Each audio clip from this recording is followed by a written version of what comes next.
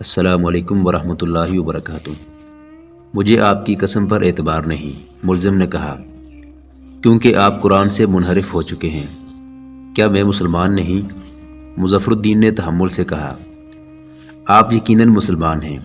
ملزم نے جواب دیا، لیکن آپ قرآن کے نہیں، صلیب کے وفادار ہیں۔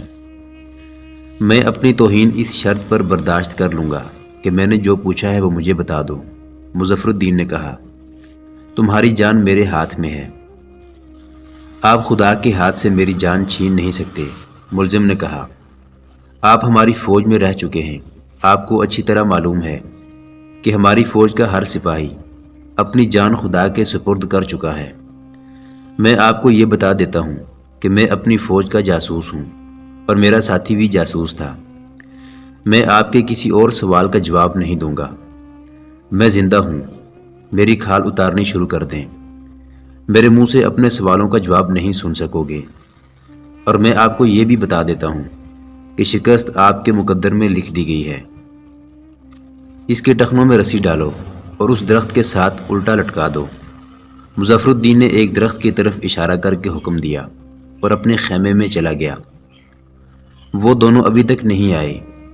حسن بن عبداللہ سلطان ایوبی سے کہہ رہا تھا، ان کے پکڑے جانے کا تو کوئی خطرہ نہیں تھا۔ ہمارے جاسوسوں کو یہاں پکڑنے والا کون ہے؟ انہیں بہت دور بھی نہیں جانا تھا۔ ہو سکتا ہے وہ پکڑے گئے ہوں، سلطان ایوبی نے کہا۔ وہ جو صبح کے گئے ہوئے شام کے بعد تک نہیں آئے، وہ پکڑے گئے ہوں گے۔ ان کا نہ آنا ظاہر کرتا ہے کہ یہاں پکڑنے والے موجود ہیں۔ آج رات کچھ آدمی اور بھیج دو اور ذرا دور کے علاقے کی دیکھ بھال کراؤ۔ وہ انہی دونوں جاسوسوں کے متعلق بات کر رہے تھے۔ سلطان ایوبی نے ہمیشہ اپنے جاسوسی کے نظام پر بھروسہ کیا اور دشمن کو اس نظام کی رہنمائی میں ناکوں چنے چبوائے تھے، مگر اب اس کا یہ نظام اس کے لیے بیکار ہوتا جا رہا تھا۔ اس کی وجہ یہ تھی کہ اس کا مد مقابل اس کا شاگرد مظفر الدین تھا۔ گزشتہ رات سلطان ایوبی کے ایک جاسوس کی لاش ترکمان سے کچھ دور ویرانے میں پڑی ملی تھی۔ اس کے پہلو میں تیر اترا ہوا تھا۔ مظفر الدین نے اپنے نائب سالاروں سے کہا تھا، اگر تم صلاح الدین ایوبی کے جاسوسوں کے خلاف اقدام کر سکو تو وہ اندھا اور بہرا ہو جائے گا، پھر تم اسے شکست دینے کی سوچ سکتے ہو۔ اب سلطان ایوبی کے دو اور جاسوس لاپتہ ہو گئے تھے۔ سلطان ایوبی ان دونوں واقعات کو نظر انداز نہیں کرنا چاہتا تھا۔ اس کے حکم پر حسن بن عبداللہ نے 6 چھاپہ مار جاسوس روانہ کر دیے۔ صبح کی اذان کی پہلی اللہ اکبر گونجی تو سلطان ایوبی کی آنکھ کھلی۔ وہ خیمے سے باہر نکلا تو اس کے خادم نے مشعل جلا کر اس کے خیمے کے آگے رکھ دی۔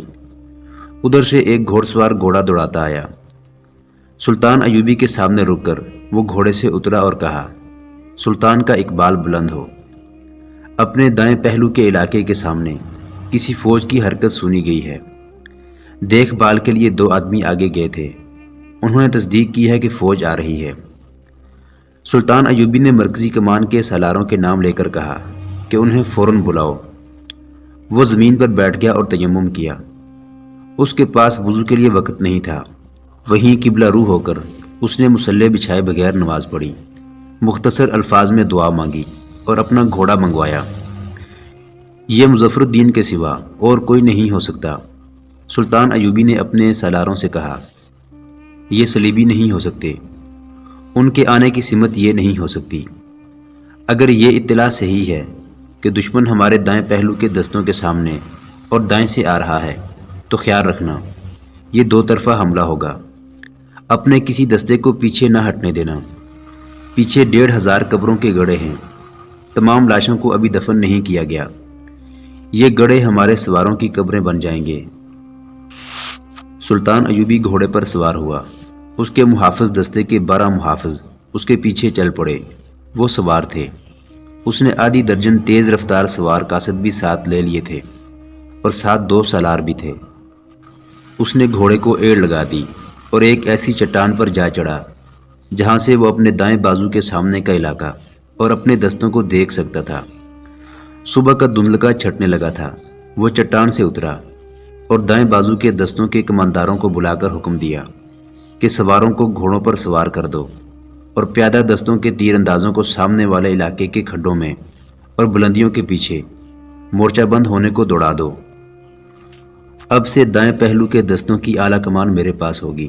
اس نے کمانداروں اور نائب سالاروں سے کہا، اپنے قاصد اپنے ساتھ رکھ لو اور میرے ساتھ رابطہ رکھو۔ سلطان ایوبی کی ٹریننگ میں نقل و حرکت کی برق رفتاری پر زیادہ زور دیا جاتا تھا۔ کسی چال کے حکم کی تعمیل حیران کن رفتار سے ہوتی تھی۔ مظفر الدین کی فوج ابھی اتنی قریب نہیں آئی تھی کہ سلطان ایوبی کے دستوں کی حرکات دیکھ سکتی۔ مظفر الدین نے گھوڑ سواروں سے حملہ کیا۔ جو ہی اس کا پہلا سوار دستہ سلطان ایوبی کے دستوں کے سامنے والے علاقے میں آیا، اس کی ترتیب خراب ہو گئی، کیونکہ وہاں کھڈ اور ڈھیروں کی طرح ٹیکریاں تھیں۔ ان کھڈوں میں سلطان ایوبی کے تیر انداز بیٹھ گئے تھے۔ انہوں نے اپنے قریب سے اور اپنے اوپر سے گزرتے اور سر پر دوڑتے گھوڑوں پر تیر برسانا شروع کر دیے۔ سوار گرنے لگے۔ جس گھوڑے کو تیر لگتا تھا وہ بے لگام ہو کر ادھر ادھر بھاگنے دوڑنے لگتا تھا۔ یہ تو ہر مارکے میں ہوتا تھا۔ مظفر الدین کے لیے یہ صورتحال عجیب نہیں تھی، البتہ اسے یہ پریشانی ہوئی کہ اس کی توقع کے خلاف سلطان ایوبی کے دائیں بازو کے دستے بیدار تھے اور مقابلے کے لیے تیار۔ اس یلغار میں سلطان ایوبی کے بے شمار تیر انداز کچلے گئے۔ اس قربانی سے سلطان ایوبی نے یہ فائدہ حاصل کیا کہ مظفر الدین کے حملے کی شدت ختم ہو گئی۔ اب سلطان ایوبی جم کر لڑ سکتا تھا۔ مظفر الدین یہ جو توقع لے کر حملہ آور ہوا تھا کہ وہ اچانک آ پڑے گا اور سلطان ایوبی کو وہ اپنی چالوں کا پابند کر کے اسے میدان جنگ میں اپنی پسند کے مطابق لڑاتا رہے گا، اس کی یہ توقع ختم ہو گئی تھی۔ سلطان ایوبی اپنی چالیں چلنے کے لیے آزاد تھا۔ اس کے چند ایک تیر اندازوں نے مظفر الدین کے گھوڑوں کے قدموں میں بیٹھ کر جانیں قربان کر دی تھی، لیکن اپنے سلطان کو وہ بڑا ہی قیمتی جنگی فائدہ دے گئے تھے۔ مظفر الدین کا حملہ آور دستہ کئی ایک گھوڑے اور ان کے سوار مروا کر آگے نکل آیا۔ آگے سلطان ایوبی خود تھا۔ اس نے حملہ آوروں کا پھیلاؤ دیکھا تو اس کے مطابق اپنے سواروں کو ایک حکم دے دیا۔ حملہ آور قریب آئے تو سلطان ایوبی کے بائیں سواروں نے گھوڑے بائیں کو موڑے اور ریڑھ لگا دی۔ دائیں کے سواروں نے بھی ایسا ہی کیا۔ حملہ آوروں کے سامنے کوئی مزاحمت نہ رہی۔ مزاحمت کرنے والے دائیں اور بائیں بھاگ گئے تھے۔ حملہ آوروں کے کچھ گھوڑے دائیں کو مڑے، کچھ بائیں کو، زیادہ تر ناک کی سیدھ میں چلے آئے۔ سلطان ایوبی کے دائیں بائیں کو بھاگنے والے سواروں نے اندر کو گھوڑے موڑے۔ اب حملہ آوروں کے گھوڑوں کے پہلو ان کے سامنے تھے۔ انہوں نے ایڑ لگا دی۔ دونوں طرف سے سواروں نے ہلہ بولا تو ان کی برچھیوں کا کوئی وار خالی نہ گیا۔ حملہ آور تو آگے کو دوڑے جا رہے تھے۔ وہ اپنے پہلوؤں کی حفاظت کرنے کے قابل ہی نہیں تھے۔ ان کی عافیت اسی میں تھی کہ وہ آگے کو نکل جائیں۔ آگے 1500 قبریں تھیں۔ حملہ آور کے پیچھے سلطان ایوبی کے سوار آ رہے تھے۔ صورت تعقب کی بن گئی تھی۔ حملہ آوروں کے گھوڑے کھلی قبروں سے گزرنے لگے۔ مظفر الدین گھبرا جانے والا سالار نہیں تھا۔ اس نے کم سے کم تعداد سے حملہ کرایا تھا۔ اس سے اس نے میدان جنگ کا ذائقہ چکھ لیا اور صورتحال معلوم کر لی۔ اس نے فوراً سواروں کی دوسری موج چھوڑ دی۔ سلطان ایوبی کے سواروں نے گھوڑے روک لیے تھے کیونکہ وہ قبروں سے دور رہنا چاہتے تھے۔ وہ اگلے حکم کی تعمیل کرنے ہی لگے تھے کہ مظفر الدین کے سواروں کا دوسرا دستہ ان کے سر پر آ گیا۔ انہیں سنبھلنے کی مہلت نہ ملی۔ یہ عقبی حملہ تھا۔ اس میں سلطان ایوبی کے سواروں کا بہت جانی نقصان ہوا۔ کئی سوار آگے کو بھاگے اور ان کے گھوڑے قبروں میں گرے۔ اس کے ساتھ ہی مظفر الدین نے دائیں طرف سے بھی حملہ کر دیا۔ سلطان ایوبی کے لیے صورتحال پریشان کن ہو گئی۔ اس نے قاصد کو اس حکم کے ساتھ دوڑایا کہ محفوظہ عقب سے حملہ کرے۔ سلطان ایوبی نے دائیں بازو کے دستوں کو جس طرح تقسیم کیا تھا وہ بیکار ہو گئی۔ مظفر الدین اس کے اصولوں پر لڑ رہا تھا۔ مظفر الدین کی کمزوری یہ تھی کہ اس کے پاس کمک نہیں تھی۔ سلطان ایوبی نے قاصدوں کے ذریعے اپنے دستوں کے کمانڈوں سے رابطہ رکھ کر انہیں دائیں بائیں بکھیرنا شروع کر دیا، اور جب عقب سے اس کے محفوظہ نے حملہ کیا تو مظفر الدین کے اوسان خطا ہو گئے۔ اس کا اپنا مرکز خطرے میں پڑ گیا، لیکن اس نے نکل بھاگنے کی نہ سوچی۔ مورخوں کے مطابق دن کے پچھلے پہر تک دونوں فوجوں نے جو مارکا لڑا وہ بڑا ہی خون ریز اور بڑا ہی سخت تھا۔ کمان سلطان ایوبی کے ہاتھ میں تھی، ورنہ صورتحال کچھ اور ہوتی۔ جہاں تک لڑنے کے جذبے کا اور جنگی قابلیت کا تعلق تھا، مظفر الدین نے سلطان ایوبی کی زبان سے داد تحسین کے کلمے کہلوا لیے تھے۔ اسے شکست اس لیے ہوئی کہ اس کے پاس یہی کچھ تھا جو اس نے آخری بازی پر لگا دیا تھا۔ وہ بازی ہار گیا۔ مارکے کے آخری مرحلے میں سلطان ایوبی نے ریزرو سوار دستے سے حلہ بولا۔ مظفر الدین کی پوزیشن بہت کمزور ہو چکی تھی۔ اس نے پسپائی میں خیریت سمجھی۔ سلطان ایوبی نے بہت سے قیدی پکڑے، جن میں مظفر الدین کا ایک مشیر فخر الدین بھی تھا۔ یہ کوئی معمولی سا انسان نہیں تھا، سیف الدین کا وزیر تھا۔ ترکمان کے مارکے میں جب سیف الدین بھاگا تو فخر الدین مظفر الدین کے پاس چلا گیا تھا اور اس کی حوصلہ افزائی کی تھی کہ وہ سلطان ایوبی پر حملہ کرے۔ یہ مارکہ شوال 571 ہجری بمطابق اپریل 1176 عیسوی میں لڑا گیا تھا۔ بے شک مظفر الدین کو شکست ہوئی تھی اور سلطان ایوبی کے مسلمان دشمنوں کی کمر ٹوٹ گئی تھی، مگر سلطان ایوبی کا اتنا زیادہ نقصان ہوا تھا کہ اگلے 2 ماہ تک وہ ترکمان سے ہلنے کے قابل نہ رہا۔ اس کا دایاں بازو ختم ہو گیا تھا، جیسے اس کا اپنا بازو مفلوج ہو گیا ہو۔ اس کے پاس نئی بھرتی آ رہی تھی، لیکن وہ رنگروٹوں کے ساتھ پیش قدمی نہیں کر سکتا تھا۔ اس نے اسی روز دمشق اور مصر قاصد دوڑا دیے کہ کمک بھیجو۔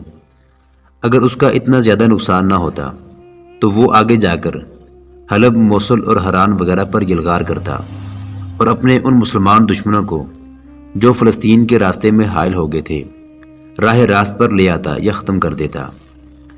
یہ میری فتح نہیں، سلطان ایوبی نے اس مارکے کے بعد اپنے سالاروں سے کہا، صلیبیوں کی فتح ہے۔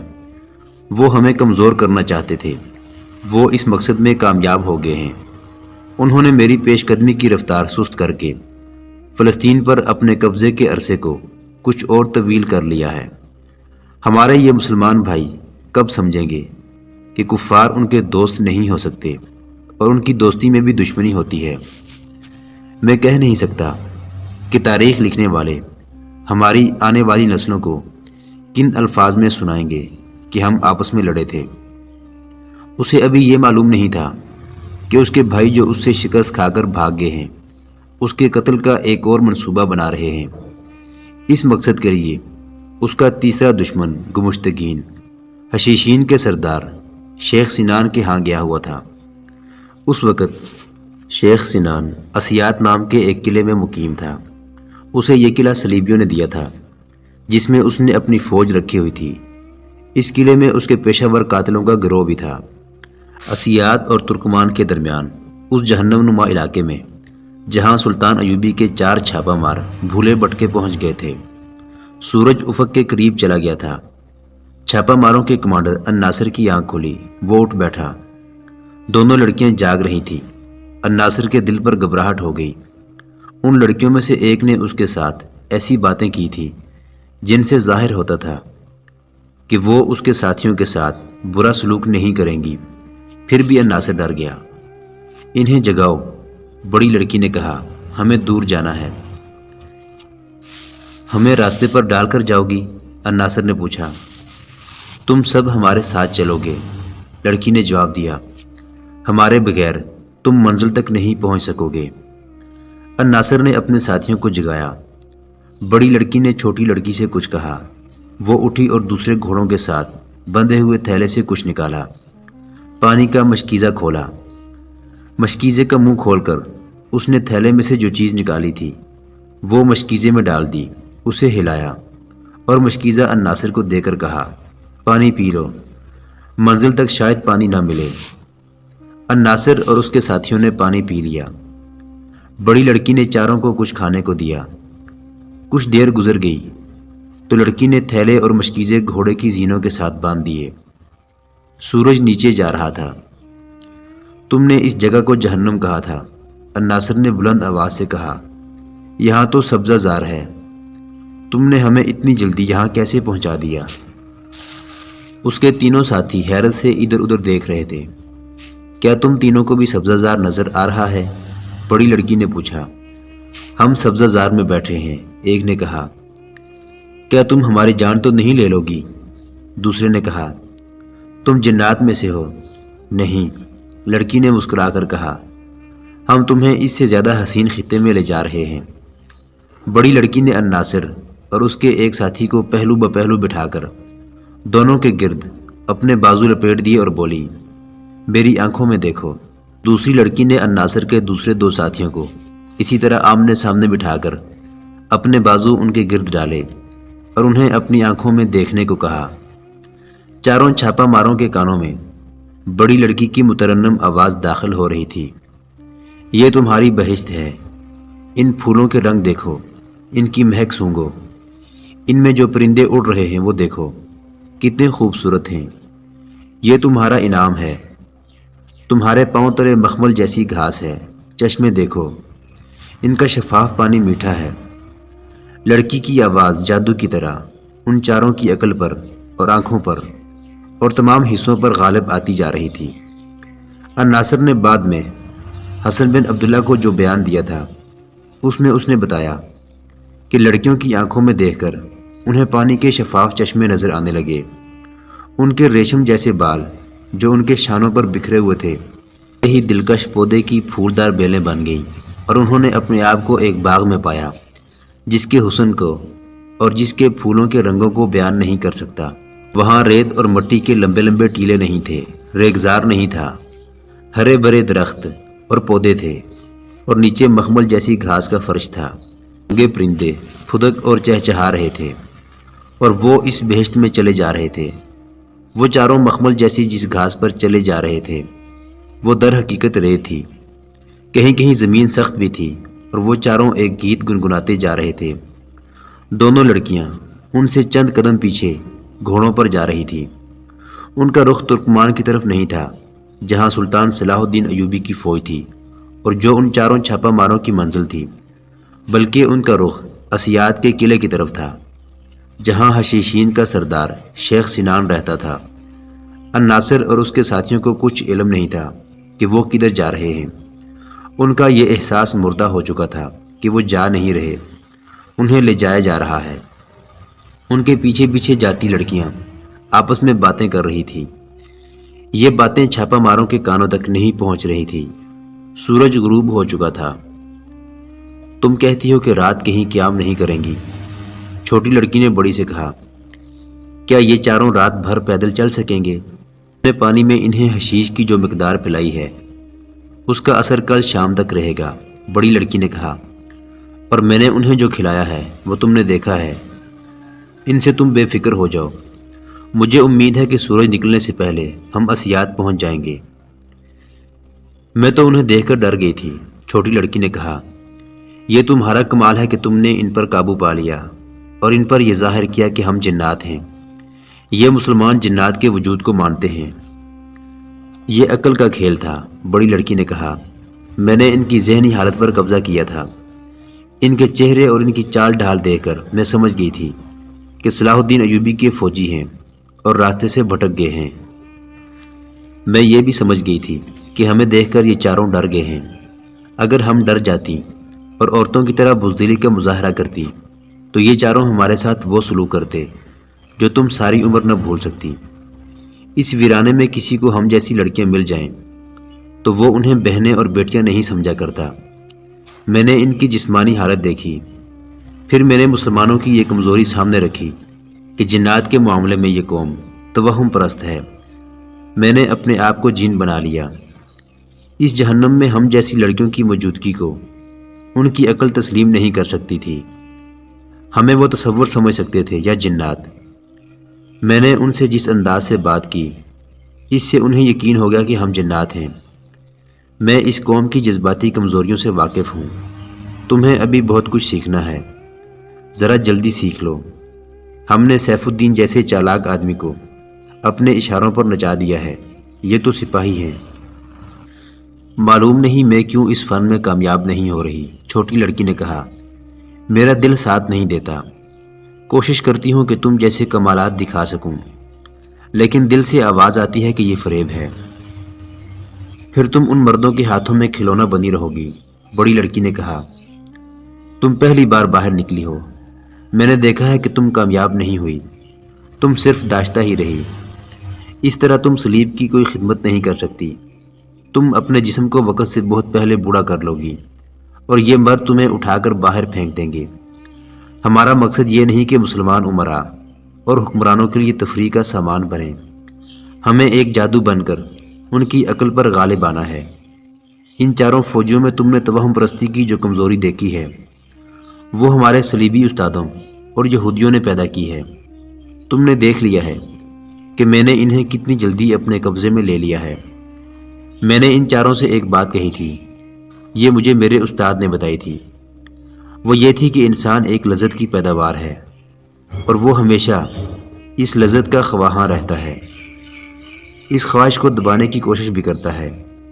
ہمارا مقصد یہ ہے کہ مسلمانوں میں لذت پرستی ابھاری جائے، کیونکہ یہی انسان کی وہ کمزوری ہے جو اسے تباہی تک پہنچاتی ہے۔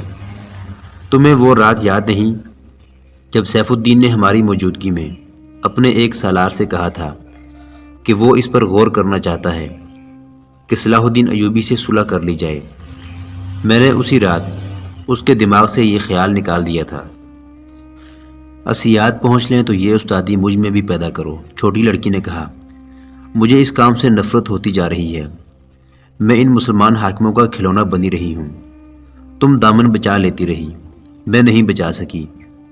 کبھی کبھی کہیں بھاگ جانے کا ارادہ دل میں تڑپتا ہے، مگر کوئی راستہ نظر نہیں آتا اور کوئی پناہ نہیں ملتی۔ سب کچھ سیکھ جاؤ گی، بڑی لڑکی نے کہا۔ میرے ساتھ تربیت کے لیے ہی بھیجا گیا تھا۔ میں نے تمہاری کمزوریاں دیکھ لی ہیں، یہ دور ہو جائیں گی۔ الناصر اپنے ساتھیوں کے ساتھ چلا جا رہا تھا۔ لڑکیوں نے گھوڑے ان سے آگے کر لیے تاکہ یہ چاروں راستے سے ہٹ نہ جائیں۔ وہ ایک آواز میں گیت گاتے جا رہے تھے۔ ریت، مٹی اور پتھر ان کے لیے گھاس بنے ہوئے تھے۔ انہیں کسی دوسری طرف سے روانہ کر دینا تھا۔ چھوٹی لڑکی نے کہا، انہیں اسیاد لے جا کر کیا کرو گی؟ اپنے پیر استاد شیخ سنان کے لیے اس سے بہتر اور کوئی تحفہ نہیں ہو سکتا، بڑی لڑکی نے جواب دیا۔ یہ صلاح الدین ایوبی کے چھاپہ مار ہیں اور جاسوس بھی۔ مجھے خاص طور پر بتایا گیا تھا کہ سلطان صلاح الدین ایوبی کا ایک جاسوس پکڑ کر اس کے ذہن کو اپنے قبضے میں لے لے تو سمجھو کہ تم نے اس کی فوج کے 1000 سپاہی بیکار کر دیے ہیں۔ ایوبی نے اپنے چھاپہ ماروں اور جاسوسوں کو جو تربیت دے رکھی ہے، اس سے وہ اوسط درجہ انسانوں سے بہت اوپر چلے گئے ہیں۔ جسمانی لحاظ سے ان میں غیر معمولی پھرتی اور قوت برداشت ہوتی ہے، اور ذہنی لحاظ سے یہ اپنے فرض کے دیوانے ہوتے ہیں۔ ان چاروں نے جو شب خون مارے اور اس تھکن کے بعد صحرا میں جو مصیبت، بھوک اور پیاس برداشت کی ہے، وہ کوئی اور انسان برداشت نہیں کر سکتا۔ ہماری فوج میں یہ جذبہ نہیں ہے۔ ان چاروں کو میں شیخ سنان کے حوالے کروں گی۔ اس کے آدمی جو اس فن کے ماہر ہیں ان چاروں کے اس جذبے اور جسمانی خوبیوں کو اپنی طرف منتقل کر لیں گے۔ تمہیں شاید معلوم نہ ہو کہ صلاح الدین ایوبی کو قتل کرنے کی کئی کوششیں ہو چکی ہیں، مگر کامیاب ایک بھی نہیں ہوئی۔ ان چاروں کو حشیش اور استادی کے ذریعے ایوبی کے قتل کے لیے تیار کیا جا سکتا ہے۔ یہ اس کے اپنے چھاپہ مار ہیں، اس تک رسائی حاصل کر سکتے ہیں۔ کیا صلاح الدین ایوبی پر اس طرح قابو نہیں پایا جا سکتا جس طرح سیف الدین گمشتگین وغیرہ کو اپنے قبضے میں لیا گیا ہے؟ چھوٹی لڑکی نے پوچھا۔ نہیں، بڑی لڑکی نے جواب دیا۔ جو انسان لذت سے دستبردار ہو کر ایک مقدس مقصد کو دل میں بٹھائے، اسے ہم جیسی حسین لڑکیاں اور سونے کے انبار راستے سے نہیں ہٹا سکتے۔ ایوبی ایک بیوی کا قائل ہے۔ نور الدین زنگی میں بھی یہی خرابی تھی کہ سلطان ہو کر بھی اس نے گھر میں ایک ہی بیوی رکھی اور مرتے دم تک اس کا وفادار رہا۔ یہی خرابی صلاح الدین ایوبی میں ہے۔ کوشش کی جا چکی ہے، اس پتھر کو موم نہیں کیا جا سکا۔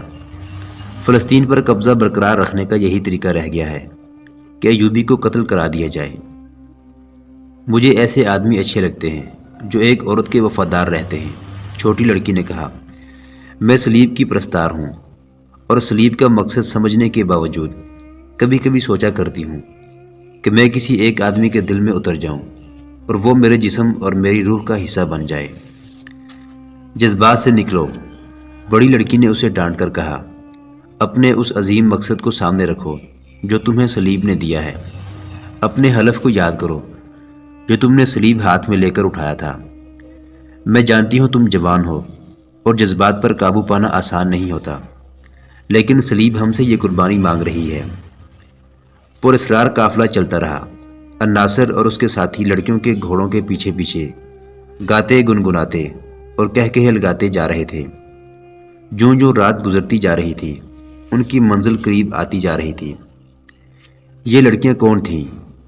یہ اسی قبیل کی لڑکیاں تھیں جن کے متعدد قصے آپ پڑھ چکے ہیں۔ صلیبی اور یہودی غیر معمولی طور پر حسین اور دلکش بچوں کو استادوں کے حوالے کر کے انہیں خصوصی تربیت دیتے تھے۔ انہیں ذہنی تخریب کاری، کردار کشی اور اپنے دشمن کو اپنے مقاصد کے لیے استعمال کرنے کے ڈھنگ سکھاتے تھے۔ انہیں سراپا لذت بنا دیا جاتا تھا۔ لڑکپن میں انہیں یہ ٹریننگ دی جاتی تھی کہ اپنے دشمن کی سوچوں پر کس طرح قبضہ کیا جاتا ہے۔ ان لڑکیوں میں شوخی اور بے حیائی پیدا کی جاتی تھی۔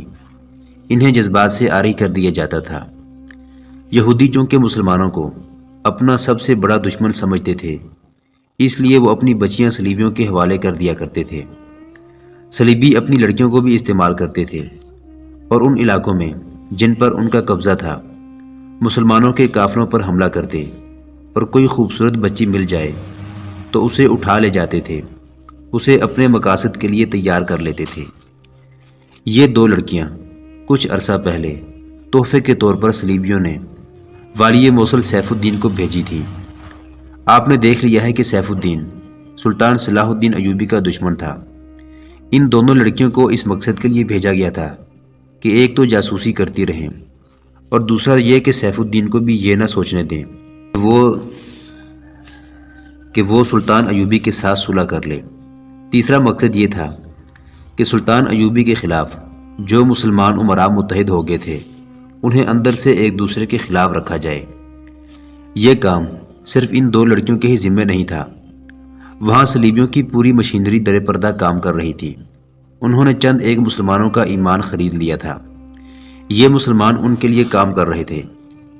سیف الدین اتحادی فوج کا سالار اعلیٰ بن کر ترکمان کے مقام پر سلطان ایوبی پر حملہ کرنے گیا تو بادشاہوں کے دستور کے مطابق اپنے حرم کی چیدہ چیدہ لڑکیاں اور ناچنے والیاں بھی میدان جنگ میں ساتھ لے گیا۔ یہ دو صلیبی لڑکیاں بھی اس کے ساتھ گئیں۔ انہیں وہ مسلمان اور معصوم سمجھتا تھا، مگر بڑی لڑکی اس کے اعصاب پر آسیب کی طرح غالب آ گئی تھی۔ حرم کی باقی لڑکیوں کو اس نے اپنا غلام بنا لیا تھا۔ سیف الدین نے جنگل میں جا منگل بنایا، وہاں آندھی آئی جس کی تفصیل آپ سن چکے ہیں۔ اس آندھی میں فوزی نام کی ایک لڑکی اپنے بھائی کی لاش گھوڑے پر ڈالے سلطان ایوبی تک پہنچی اور اسے بتایا کہ 3 اتحادی افواج اس پر حملہ کرنے کے لیے پہنچ چکی ہیں۔ سلطان ایوبی نے تیزی سے حرکت کی اور سیف الدین کے لشکر پر حملہ کر دیا۔ آپ سن چکے ہیں کہ سیف الدین کا لشکر بے خبری میں مارا گیا۔ وہاں مار کا جو لڑا گیا وہ یک طرفہ تھا۔ میدان جنگ صلاح الدین ایوبی کے ہاتھ تھا۔ سیف الدین اتحادی افواج کی کمان نہ سنبھال سکا۔ صاف نظر آنے لگا کہ وہ بھاگ جائے گا۔ یہ دو صلیبی لڑکیاں اس کے ساتھ تھیں، وہ اکیلی نہیں تھیں۔ صلیبیوں کے چند ایک مسلمان ایجنٹ سیف الدین کی فوج میں اچھے عہدوں پر تھے۔ لڑکیوں کا ان کے ساتھ رابطہ تھا۔ لڑکیاں انہیں اطلاعیں اور خبریں دیتی تھیں اور وہ انہیں صلیبیوں تک پہنچا دیتے تھے۔ انہوں نے دیکھا کہ جنگ کی صورتحال ایسی ہو گئی ہے کہ اتحادیوں کے سامنے پسپائی کے سوا کوئی راستہ نہیں، تو ان دونوں لڑکیوں کو وہاں سے نکالنے کا ارادہ کیا۔ صلیبیوں کی یہ لڑکیاں بہت قیمتی تھیں۔ سیف الدین میدان جنگ میں بھاگا دوڑا پھر رہا تھا۔ حرم کی لڑکیاں اس کی رہائش گاہ میں ایک خیمے میں اکٹھی ہو گئی تھیں۔ یہ دو صلیبی لڑکیاں الگ کھڑی تھیں۔ ان کے آدمی آگے، انہیں 2 گھوڑے دیے، گھوڑوں کی زینوں کے ساتھ پانی کے 4 چھوٹے مشکیزے اور 2-3 تھیلوں میں کھانے کا سامان باندھ دیا، خنجر بھی دیے، لیکن ان کا نہایت کارگر ہتھیار حشیش تھی اور اسی قسم کا ایک اور نشہ جس کا کوئی ذائقہ نہیں تھا۔ کسی کو دھوکے میں پلایا جاتا تو اسے پتہ ہی نہیں چلتا تھا کہ پانی یا شربت میں اسے کچھ اور پلا دیا گیا ہے۔ دونوں نشہ آور اشیاء انہیں اس لیے ساتھ باندھ دی گئی تھی کہ انہیں کسی مرد کے ساتھ کے بغیر سفر کرنا تھا۔ راستے میں اگر وہ کسی کے ہتھے چڑھ جائیں تو اسے دھوکے میں یہ نشہ پلا کر بیکار کرنا تھا۔ محترم ناظرین، سلطان صلاح الدین ایوبی کی تاریخ پر مشتمل سیریز دیکھنے کے لیے چینل کو سبسکرائب ضرور کر لیں۔ گزشتہ اقساط دیکھنے کے لیے چینل پر پلے لسٹ کا وزٹ کریں۔ ویڈیو کو لائک اور شیئر ضرور کیجیے۔ آج کی قسط کے بارے میں کمنٹ باکس میں اپنی رائے سے آگاہ ضرور کریں۔ اللہ آپ کا حامی و ناصر ہو۔